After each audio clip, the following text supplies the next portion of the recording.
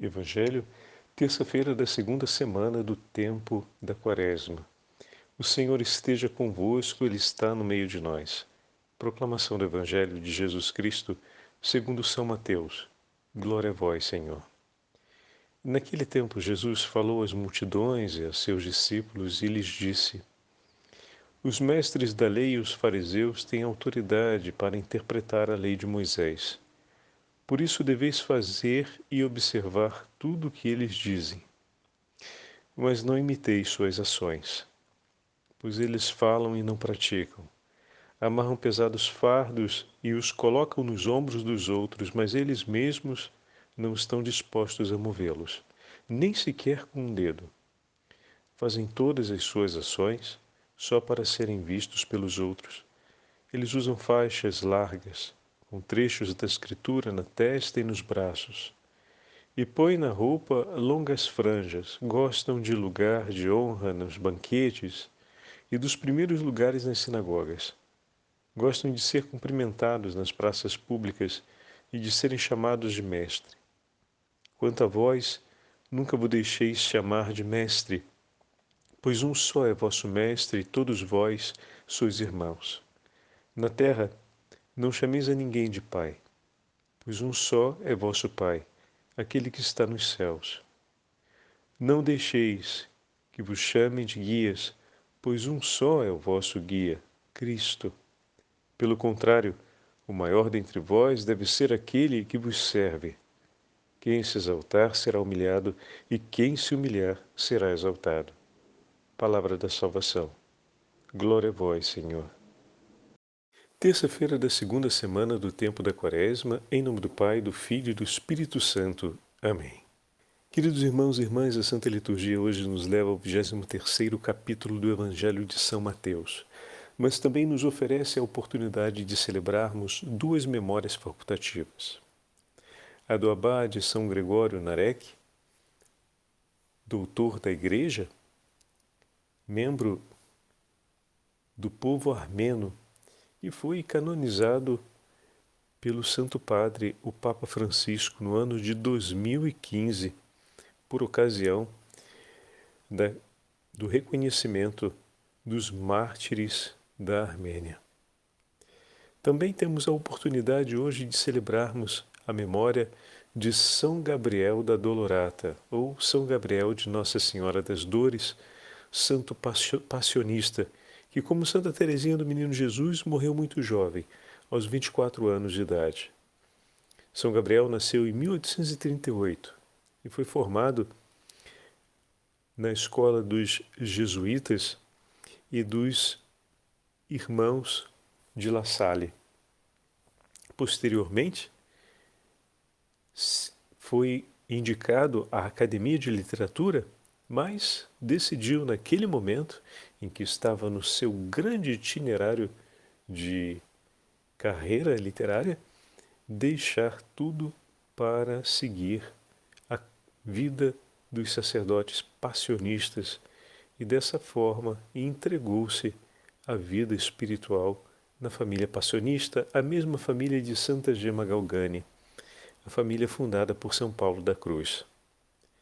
E muito jovem foi chamado pelo Senhor à sua presença. São duas características marcantes na vida de São Gabriel.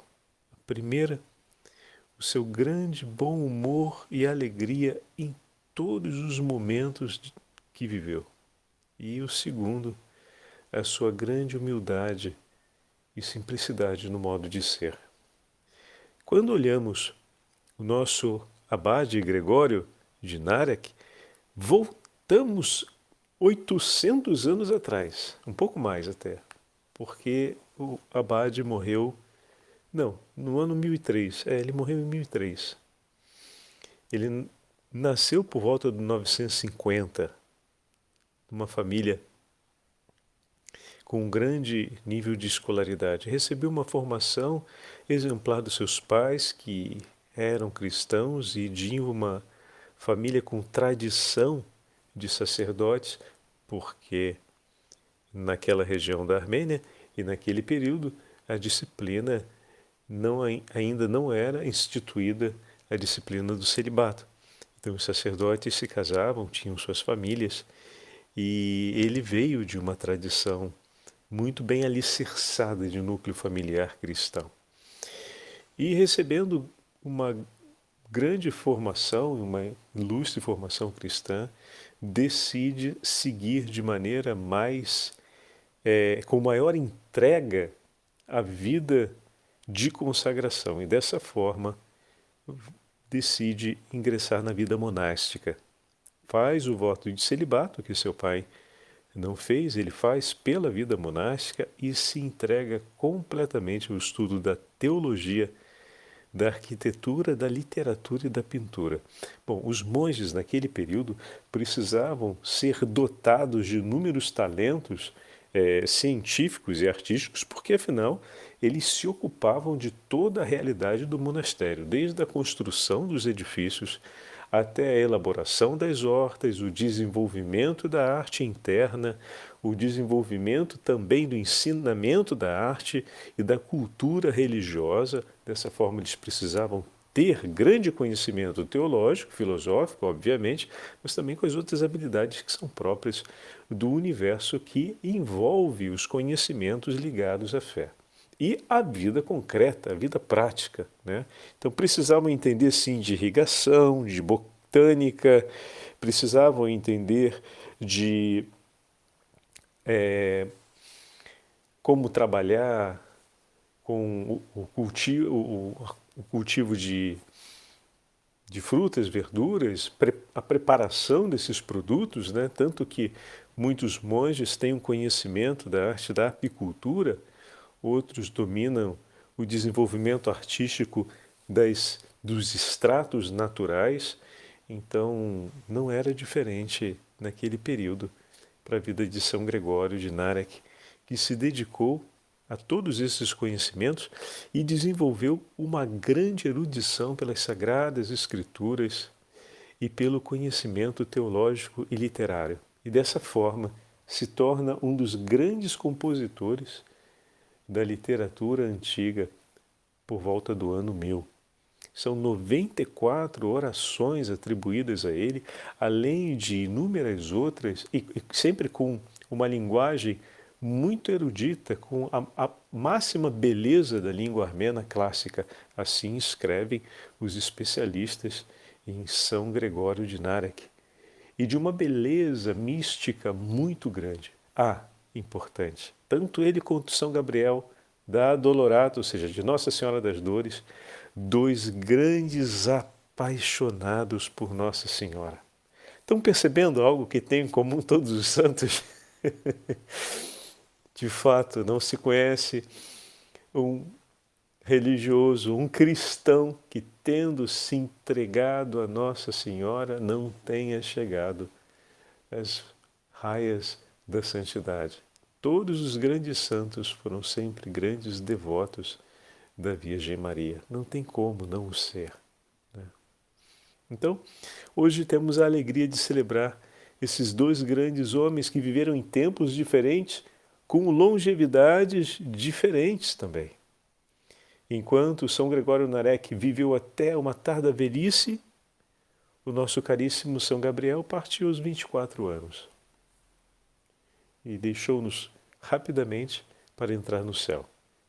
Como dizia Santa Teresinha, com certeza foi porque lá ele poderia fazer muito mais do que estava realizando por amor a Deus em favor das almas aqui na terra. E com alegria seguiu ao encontro do Senhor. Bom, esses dois santos já são para nós testemunhos sobre o último versículo do Evangelho de hoje. O maior dentre vós será aquele que vos serve. Aquele que se exaltar será humilhado, e aquele que se humilhar será exaltado. Todos dois grandes homens de saber e conhecimento no tempo, mas que com simplicidade e humildade viviam e serviam seus irmãos, que se entregaram por amor a Jesus, dispondo tudo o que tinham e que dele receberam, em favor dos homens. Não amarraram fardos pesados, ensinaram em nome de Deus, pois tinham a autoridade dos céus com eles, mediante o sacramento da ordem e a participação a uma família religiosa. Porém, viviam cada uma das coisas que ensinavam. Ensinavam por amor a Cristo e por amor ao Senhor viviam cada dia de suas vidas, viveram cada dia de suas vidas. De fato, conheceram os ensinamentos de Moisés, conheceram o ensinamento dos apóstolos, tomaram para si, entraram na escola do Evangelho e viveram intensamente cada palavra do Senhor, de maneira que o coração deles se torna tabernáculo de amor. E todos os homens que a eles se aproximam aprendem então as maravilhas de Deus. Conhecem de maneira mais profunda o amor do Senhor, porque podem ver na vida de cada um como o Evangelho acontece. E esse é o chamado para a gente no dia de hoje. Que a sua vida cotidiana leve os seus irmãos a ver e compreender como acontece o Evangelho do Senhor. Como se realiza a palavra de Deus na nossa vida, na nossa história. Sermos dessa forma um testemunho vivo do ensinamento do Senhor entregue por cada um. Falávamos ontem, ser misericordioso, como o Pai é misericordioso, aprendermos as medidas do Senhor. O Senhor sempre vai nos colocar próximo de um irmão ou de uma irmã que, sabendo viver a vida segundo o Evangelho, irá nos dar um grande entusiasmo.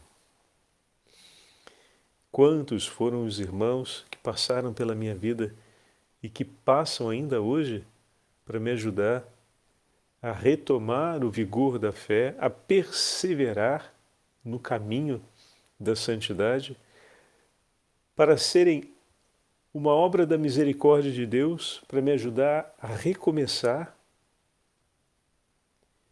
porque não se caminha nos ensinamentos do Evangelho sozinho, mas sempre em comunhão com a Igreja.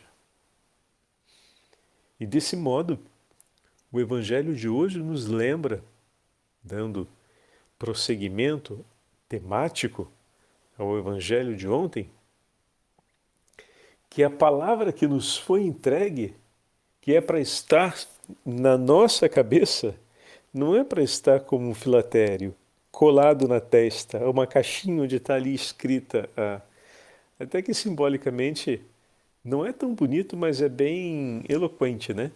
A palavra num rolinho dentro de uma caixinha presa na testa. Bom, simbolizando que essa palavra está na minha mente, ou seja, está iluminando. Hoje, quando a gente vai, por exemplo, pescar de noite, fazer alguma atividade noturna, tem aquela luzinha, né, que a gente bota na cabeça e aí você fica com a lanterninha na sua testa, né?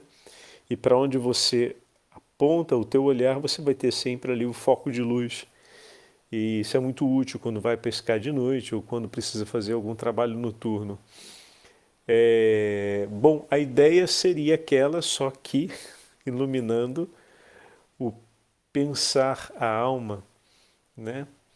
Mas não é dessa forma que é para termos a palavra, né? Como uma palavra física escrita e colocada junto à nossa testa, mas impressa com letras de ouro na nossa alma, no nosso íntimo. como medida justa do nosso viver. E os nossos dois irmãos, que hoje temos a oportunidade de recordar como memória facultativa, nos mostram sim que é possível. Eles souberam viver assim. Ontem falávamos a respeito disso e hoje estamos vendo o Senhor nos chamando a esse compromisso. Escutemos, porque aqueles que receberam a autoridade do Senhor para ensinar em nome do Senhor, essa autoridade não foi revogada. E o Senhor, que é fiel, nos ensinará através deles. Porém, não sigam o exemplo deles, pois eles não estão assumindo compromisso com aquilo que ensinam. Vocês assumam esse compromisso. Trocando em miúdos, usando uma outra forma de falar, é isso que o Senhor está dizendo diretamente aos seus discípulos. A autoridade de Deus não foi revogada, então o compromisso que Deus estabeleceu de através deles guiar o seu povo permanece e o Senhor assim o fará, apesar deles, apesar deles serem como são. Então, escutem, porque o Senhor é fiel à sua promessa e o seu compromisso permanece. Mas eles não vivem aquilo que ensinam. Não façam como eles. Vivam cada uma das coisas que o Senhor vos ensinar. Então, esse é o chamado que Ele nos renova nessa terça-feira para continuarmos o nosso itinerário da segunda semana do tempo da Quaresma. Esse itinerário que vai pouco a pouco modelando um coração inteiro no falar, no viver, no acolher, no celebrar, no morrer para si, no viver para Cristo. Que pela intercessão de São Gabriel da Dolorata, o São Gabriel, Nossa Senhora das Dores, e São Gregório Narek e dos santos mártires armenos, o Senhor nosso Deus nos ilumine, nos acompanhe, nos proteja e nos guie sob a estrela da manhã, Senhora da evangelização, Senhora de todos os povos, Senhora nossa, a Beatíssima Virgem Maria, Rainha dos Mártires. O Senhor esteja convosco, Ele está no meio de nós. Pela intercessão da Beatíssima Virgem Maria, desça sobre todos vós a bênção do Deus Todo-Poderoso, Pai, Filho e Espírito Santo. Amém.